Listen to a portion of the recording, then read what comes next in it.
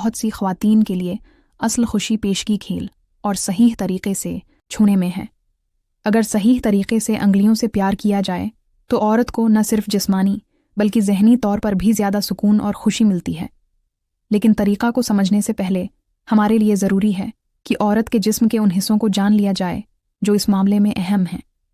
औरत के जिस्म के दो हिस्से होते हैं, बाहर और अंदर।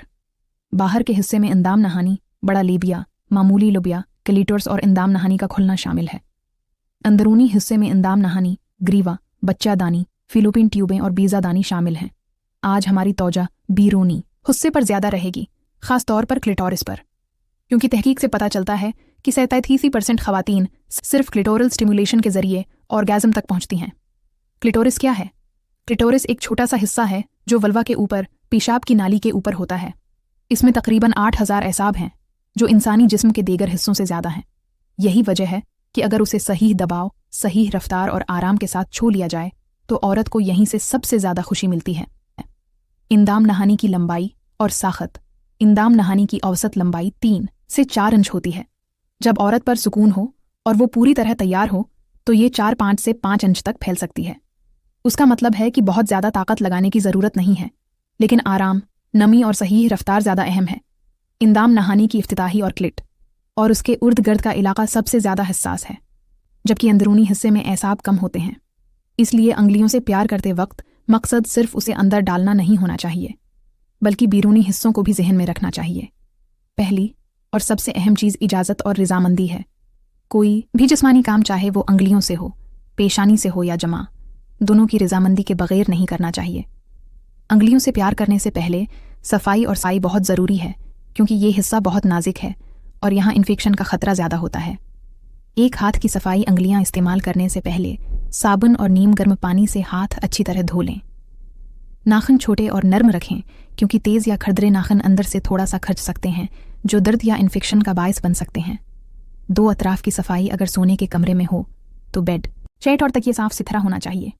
धूल और पसीना भी मसाइल का सबब बन सकता है।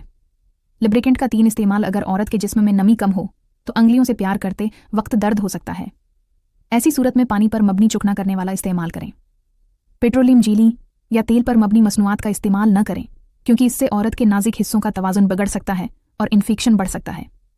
चौथी, सही पोजीशन। औरत के लिए आरामदायक पोजीशन का इंतखाब करें, जैसे तकिए के सहारे पीठ के बल लेटें, घटने कुदरे झुके हुए हों और टांगें आराम से फैल जाएं। इस तरह इसके जिस्म को सुकून मिलता है और खून का बहाव बढ़ जाता है, जिससे सनसनी भी बढ़ जाती है। जहनी तैयारी, सिर्फ सफाई काफ़ी नहीं है, जहनी सुकून भी होना चाहिए। हल्की फुल्की गुफ्तगू, नरम लम्स और करबत औरत को सुकून बख्शती है। दरअसल औरत की लज्जत का एक बड़ा हिस्सा दिमाग से वाबस्ता होता है, सिर्फ जिस्म ही नहीं।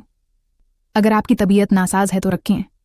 अगर औरत को पेशाब की नाली में इन्फेक्शन, इंदाम नहानी में इन्फेक्शन, माहवारी के दौरान शदीद दर्द हो या हाल ही में कोई ऑपरेशन हुआ हो तो अंगलियां इस्तेमाल न करें और पहले इलाज कराएं।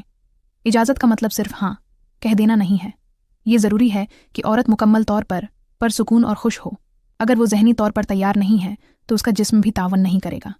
नमी कम होगी, पुठे तंग रहेंगे और दर्द होगा। बात करना क्यों ज़रूरी है?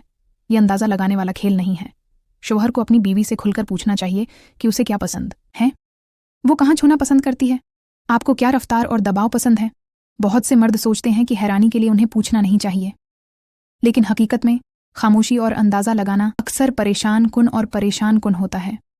बोलने से अलामात को पहचाने, जैसे कि औरत का हाँ कहना और या बग़ैर कुछ कहे रख जाना, जैसे जिस्म को आराम देना, गहरे सांस लेना, नर्म आवाज़ें निकालना या आपको करीब करना।